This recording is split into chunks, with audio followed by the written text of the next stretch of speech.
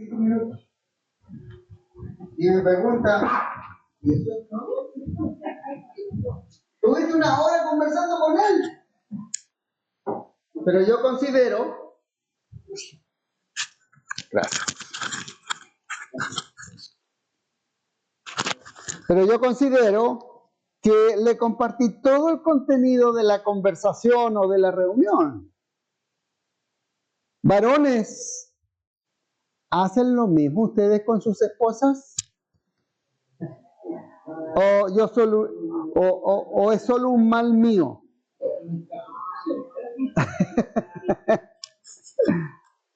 Bueno,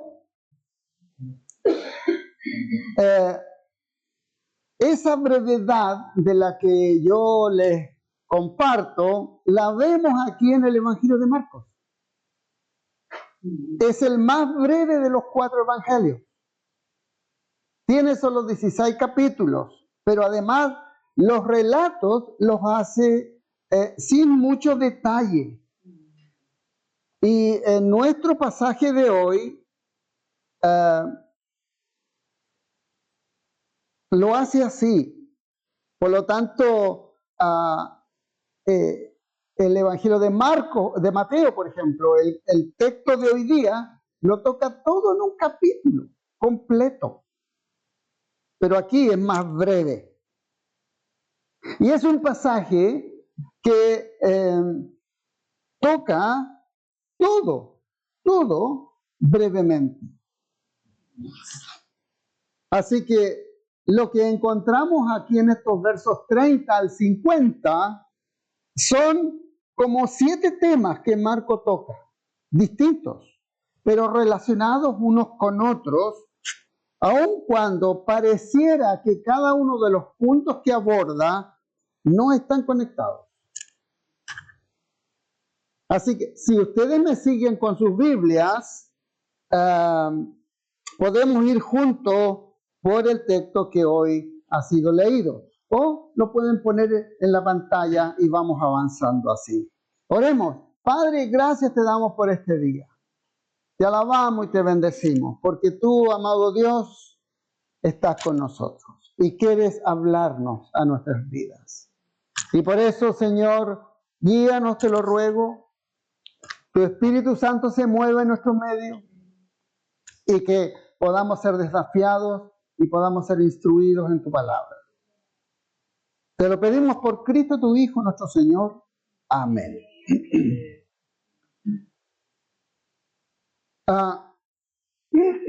El capítulo 9, al principio, si ustedes se fijan, registra la transfiguración de Jesús. Acontecimiento que sucedió en un monte alto, nos dice Marcos. Pero al bajar del monte le piden liberar a un joven endemoniado, que los discípulos no podían hacerlo, para llegar a los versos que hoy día me han asignado. Versos 30 y 32, por ejemplo. Cuando se fueron de allí, pasaron por Galilea, pero Jesús no quería que nadie lo supiera, porque estaba enseñando a sus discípulos. Les decía, el Hijo del Hombre será entregado a los poderes de este mundo y lo matarán. Pero después de muerto, al tercer día resucitará. Ellos no entendieron lo que Jesús quiso decir con esto, pero tuvieron miedo de preguntárselo. Podemos observar en el texto, hermanos y hermanas, que Jesús está diciendo a sus discípulos reiteradamente lo que va a pasar. Les informa lo mejor posible que iba a ir a Jerusalén, pero lo va a hacer por última vez, porque en esta oportunidad los líderes religiosos, como dicen otras versiones, lo entregarán a los gentiles. En esta visita a Jerusalén, Jesús será torturado, muerto en la cruz, pero al tercer día resucitará. La información que Jesús entrega lo hace mientras caminan en la provincia de Galilea. Es más, el propósito de Jesús siempre era apartarse con su gente cercana, estar solos con ellos para enseñarles la palabra de Dios. Jesús nunca desaprovechó la oportunidad para instruir a sus discípulos. Y de acuerdo a ello, siempre usaba las Escrituras, que era el Antiguo Testamento, y ahora lo hace igual pensando en lo que va a pasar. Jesús no manifiesta, no expresa, hermanos, muchas gracias, aquí un supuesto, sino dice la verdad. Pero su gente no le cree, aparentemente, o no aceptan esta verdad. El texto dice que no entendieron y agrega que tuvieron miedo de preguntar. La verdad de Dios está aquí en las Escrituras, pero las personas muchas veces no creen en ella, no creen lo que dice, y buscan, pero en fuentes erróneas, no en la verdad de Dios. No buscan en las Escrituras. A veces los cristianos de hoy también hacen lo mismo. Le creen más la opinión de un amigo o de otras fuentes de información, pero no buscan responder a sus preguntas en la palabra de Dios. Por ello, hay que ir siempre, hermanos y hermanas, siempre a la fuente verdadera que es la Escritura. Estos 3 versos dan para un sermón completo, pero como tengo más, voy a decir algunas cosas cortitas. En segundo lugar, mientras caminan, después que Jesús les dice que va a morir, da la impresión que no se dan por aludidos sus discípulos. Parece que no les importa lo que va a pasar, lo que va a suceder, y más encima van discutiendo quién va a ser el mayor en el reino de los cielos. ¿Captan? ¿No les parece una actitud indolente? Descabellada, diríamos, a la luz de lo que se avecina. Cero preocupación. Al llegar a Capernaum, Jesús los confronta preguntando, ¿de qué van hablando en el camino? Aunque la conversación era en realidad una discusión entre ellos. Jesús pregunta, ¿qué venían discutiendo en el camino? ¿Y qué respondieron? Nada. Hubo silencio. Ninguno dijo, Señor, en realidad discutíamos quién iba a ser el mayor en el reino de los cielos. Al contrario, guardaron silencio. ¿Y qué aprendemos de esto?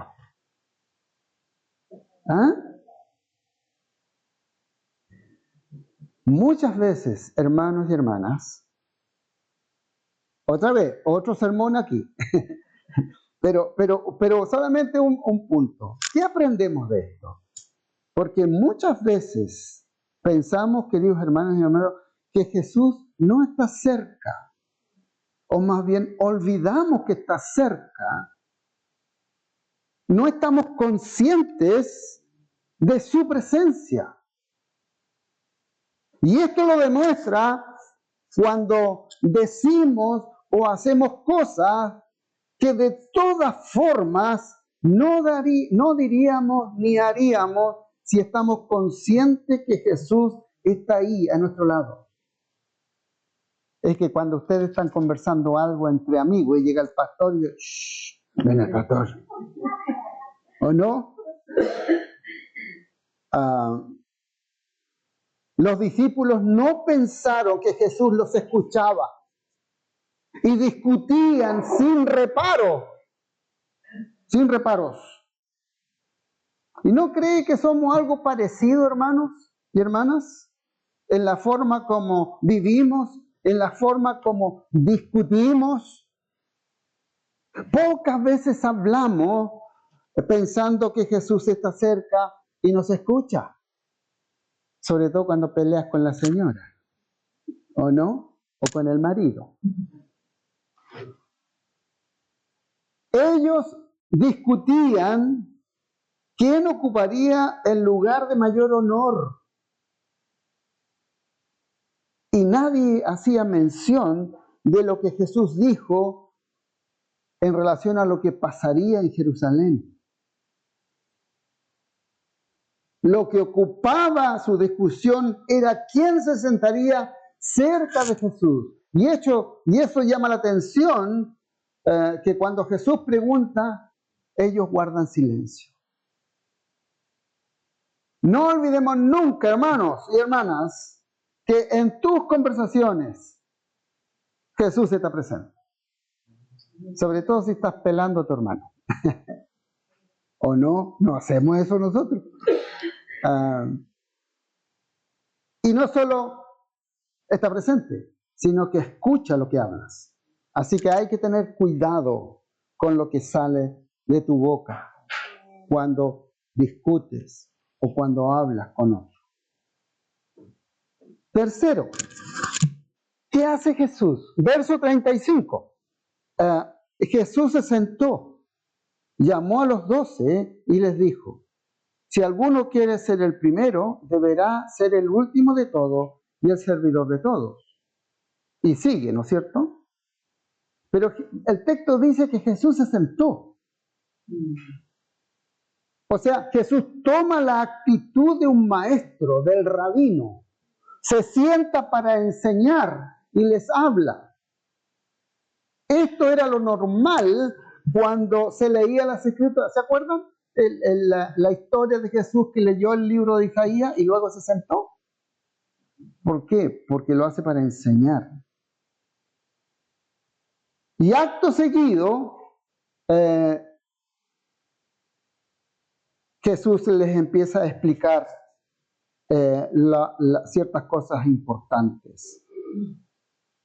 Les dice, si deseas ser el primero, o sea, captó lo que estaban discutiendo ellos, entonces debes elegir ser el último. Pensemos un poco en esto, hermanos y hermanas. Creo que este tipo de actitud no nace en forma natural en nosotros. En nuestros corazones y mentes no está la disposición de ser el último.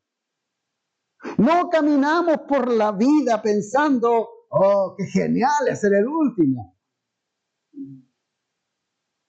No lo hacemos. Lo normal en nuestra sociedad es luchar por ser el primero, por ser el mejor, por ser el más importante. Pero Jesús dice no. En realidad, la grandeza tiene una definición totalmente diferente en el reino de los cielos. Tiene que ver con ser el último, con elegir ser el servidor de todos. Parece una locura, ¿no? Una cosa es entenderlo aquí, pero otra cosa es hacerlo.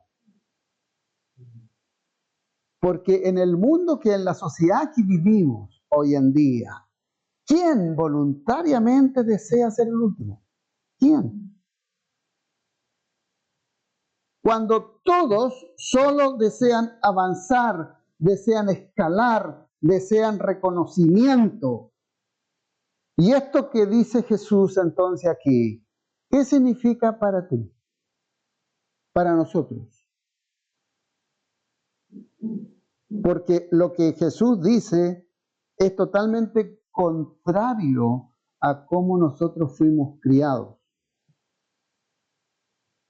¿Cómo es nuestra actitud en el caminar por la vida?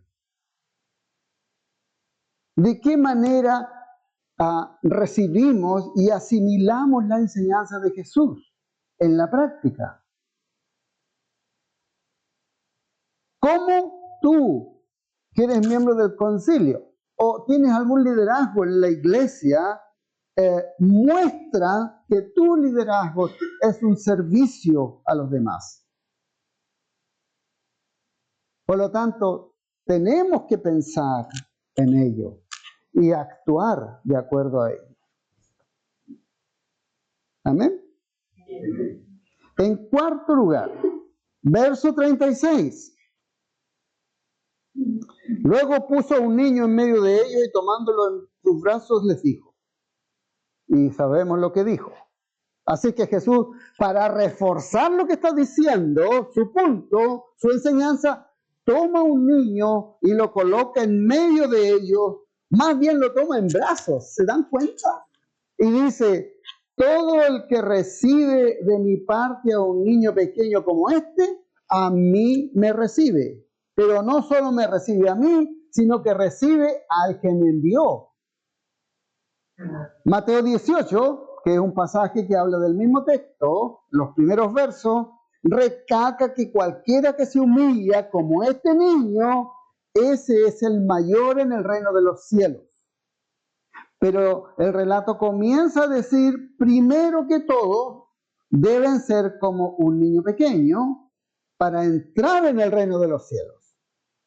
Y luego, ser como ese niño para ser alguien importante en el reino de los cielos. Así que, ¿dónde quedan los orgullosos aquí? Porque en este mundo la grandeza se persigue. Como alguien dijo una vez, el mundo actúa de acuerdo a las 3 P. Posesión, poder, popularidad. Eso es lo que a alguien lo hace importante en el reino del hombre. Pero la mejor manera que Jesús tuvo para ilustrar su enseñanza es tomar a un niño y ponerlo en medio de ellos. ¿Por qué? Porque el niño no tiene derechos en ese tiempo, o no tenía derechos en ese tiempo. Hoy día se los tiene, pero en ese tiempo no. Los niños eran considerados insignificantes, sin importancia. Así que Jesús pone de cabeza la definición de grandeza del mundo de ese tiempo y de hoy.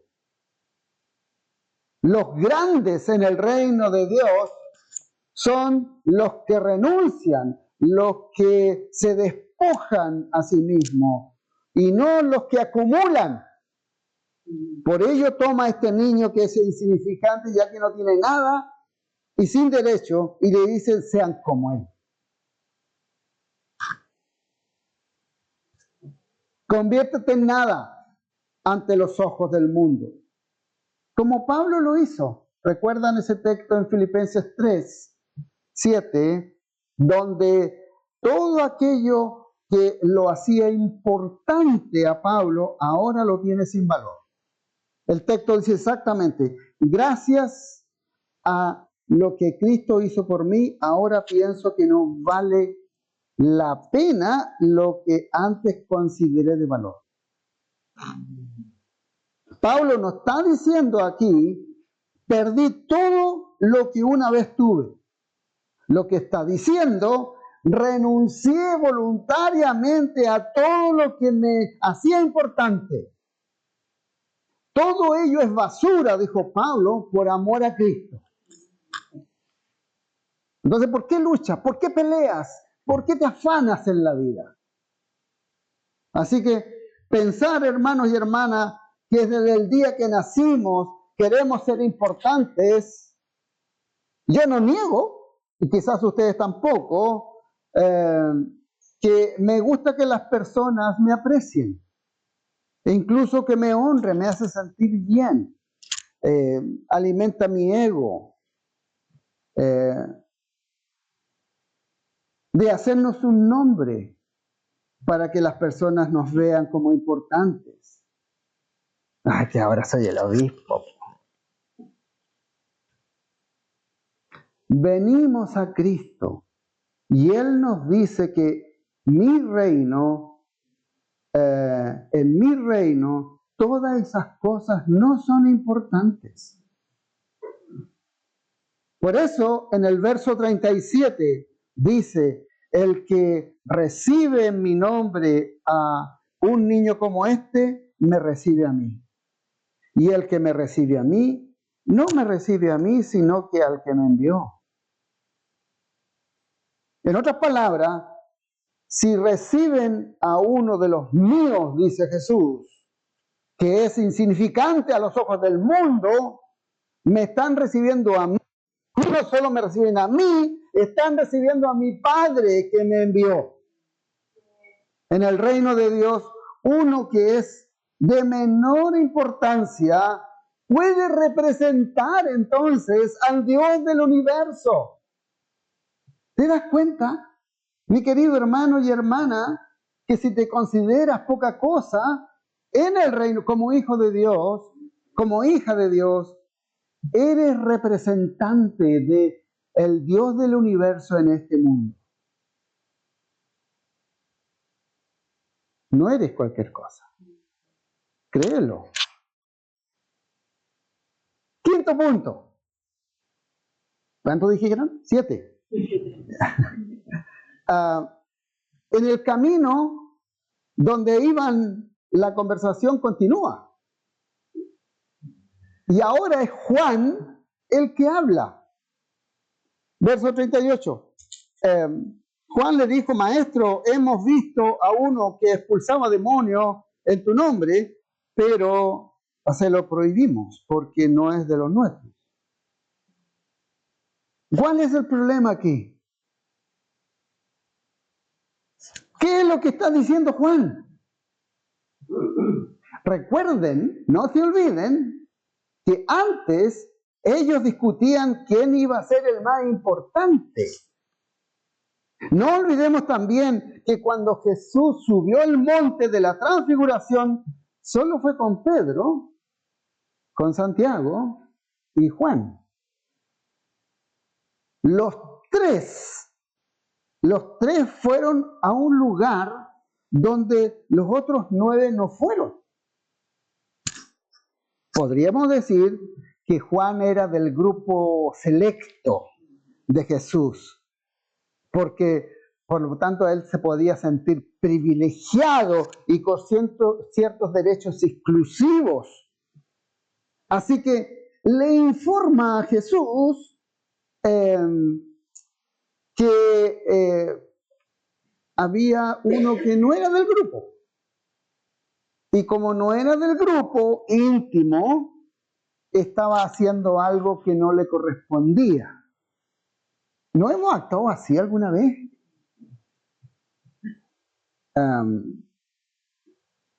No estaba haciendo nada malo a esa persona. Al contrario, ayudaba a la gente en el nombre de Cristo, pero Juan consideraba que no debía hacerlo. Entonces, la interpretación que puedo hacer, o el problema que aparece aquí, es que Juan estaba colocando su ambición ante un bien mayor. Vemos a los discípulos y a Juan mostrando la misma actitud que vio Jesús en los fariseos, una actitud egoísta a expensa de un bien mayor. Lo vemos en los políticos, ¿no es cierto?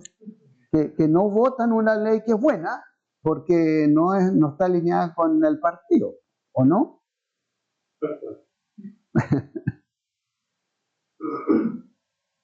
Así que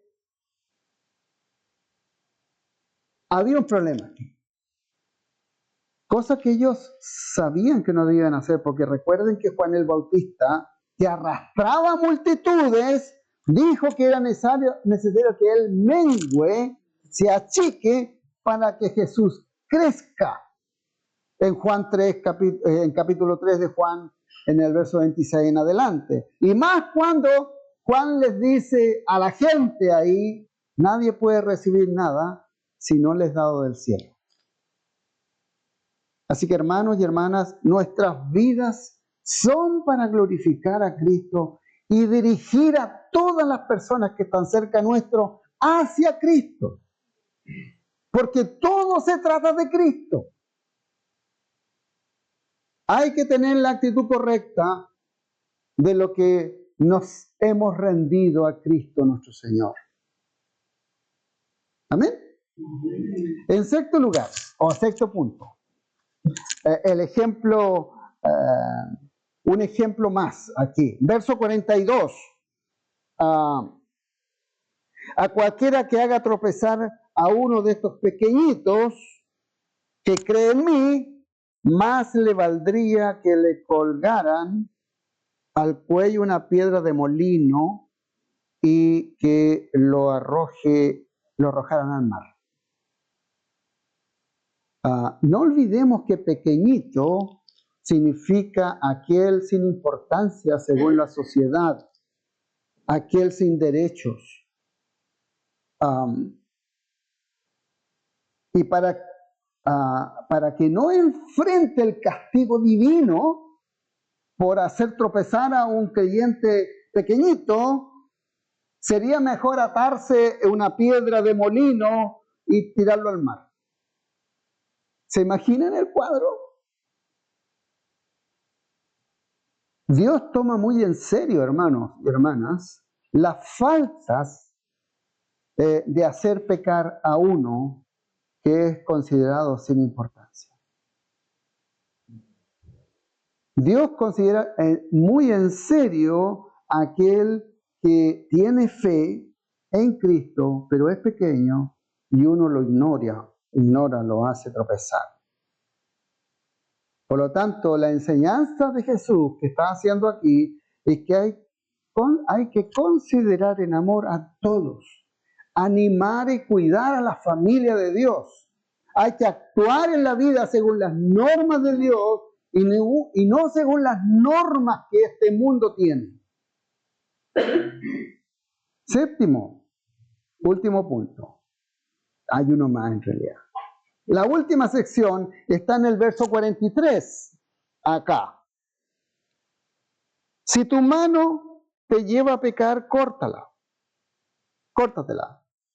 Es mejor que entres en la vida manco y no entres con las dos manos y te vayas al infierno, al fuego que nunca se apaga. Y habla del gusano de los cuales habla Isaías. ¿Se acuerdan la primera lectura? Entonces, Jesús está hablando de cortarse la mano, el pie o sacarse el ojo. Imágenes bastante fuertes y drásticas. Y podemos concluir que no es literal. Porque si tu ojo te hace pecar, te queda el otro. Y también te podría hacer pecar, ¿o no? Entonces el problema no está en la mano, ni en el pie, ni en el ojo. El problema está en el pecado. Y cómo debes tratar con el pecado. Jesús está hablando de cómo lidiar con aquellas cosas que nos llevan a un pecado en nuestras vidas. Todos hemos metido la pata, ¿o no? Siendo cristiano estoy hablando. Hay cosas que deben ser eliminadas de raíz para honrar al Señor. Nadie se cortaría la mano, nadie se sacaría un ojo. O sea, el solo hecho de pensarlo es horrible, pero a la vez es horrible también pensar que tú puedes erradicar el pecado de tu vida por ti mismo. La carne no puede luchar contra la carne. La debilidad de la carne debe ser conquistada por el poder del Espíritu Santo. No hay otra manera. Por lo tanto, Jesús pone este ejemplo drástico para enseñar que así como vas a querer no vas a querer cortarte la mano o el pie, tampoco vas a poder eliminar el pecado de tu vida. Requiere la intervención de Dios. Requiere que el Espíritu Santo saque lo pecaminoso de tu corazón y seas lleno de Él. Esa búsqueda de la llenura del Espíritu Santo tiene que estar presente, siempre presente en nuestras vidas. Así que hermanos y hermanas, a buscar al Espíritu Santo para caminar, porque Jesús lo prometió que va a ser nuestro compañero de camino. Por último, entonces, versos 49 al 50. Si observan aquí, hay 3 afirmaciones que Jesús hace y todas están relacionadas con la sal. Aparte del sabor que da la sal, en el tiempo de Jesús se usaba para detener la putrefacción. La sal impedía el proceso de descomposición. Así que la primera afirmación está en el verso 49, donde dice que todos serán preservados en el fuego. Apunta a 2 direcciones aquí, según las propiedades del fuego. Al final, los que rechazan a Cristo, los que rechazan el reino de Dios, serán destruidos, porque el fuego destruye. Pero en la otra dirección es que los hijos de Dios por el fuego serán purificados, serán santificados por el fuego de Dios. El fuego de Dios quema todos los elementos innecesarios en la vida del creyente. Así que dejémonos quemar por el Dios para que saque todo. Nos limpie, nos haga santos. La segunda afirmación está en el verso 50. Dice que la sal es buena. Eso dice, ¿no es cierto? Pero si pierde su capacidad de salar, es inútil. Pero todos sabemos que la sal es la sal, ¿o no? O sea, si tienes un saco de sal como lo tenía mi papá en el campo cuando era niño, en enero, pero en diciembre seguía siendo sal. ¿De qué manera entonces la sal pierde su capacidad de salar? La pierde cuando se mezcla con impurezas. Jesús enseñó que los creyentes en Mateo que son la sal de la tierra. Así que está enseñando que los hijos de Dios no deben permitir contaminarse, sino como sal deben permanecer puros para cumplir con el propósito de conservar a la sociedad de la corrupción. Como cristianos tenemos un papel importante en el mundo. Por lo tanto, hermano y hermana, seamos quienes somos. Tengamos cuidado de no contaminarnos con las impurezas del pecado y pierdas la capacidad de salar esta sociedad. Y por último, ahora sí, Jesús dice, tengan sal entre ustedes mismos. Y esto parece una exhortación, en el sentido de continuar, estar sometidos al Espíritu Santo, para que hagan lo que hagan, tengan sal, tengan ese agente que conserva la santidad en su relación con Dios por medio del Espíritu Santo, pero también entre ustedes. Cuando ustedes se pisan los callos, ¿no reaccionan mal o reaccionan bien? Como me dijo un hermano una vez, ¿este cree que los combos, los canutos no duelen? Cuando de repente nos fastidiamos, ¿o no? No me van a decir que no se fastidian ustedes. Porque la iglesia está compuesta por pecadores y muchas veces reaccionamos mal. Así que por eso Jesús dice que hay que tener los ojos puestos en Jesús y tener paz los unos con los otros. Por eso se logra la paz entre nosotros cuando nos tratamos, porque hay sal en nosotros. Cada uno de estos puntos era para un sermón, ¿no es cierto? Oremos a nuestro Dios, que el Señor nos ayude a hacer como Jesús nos enseña. Dios amado, te alabamos, te bendecimos, porque eres bueno con nosotros, porque tú, Señor, estás a nuestro lado, porque tú, Señor, eres el Dios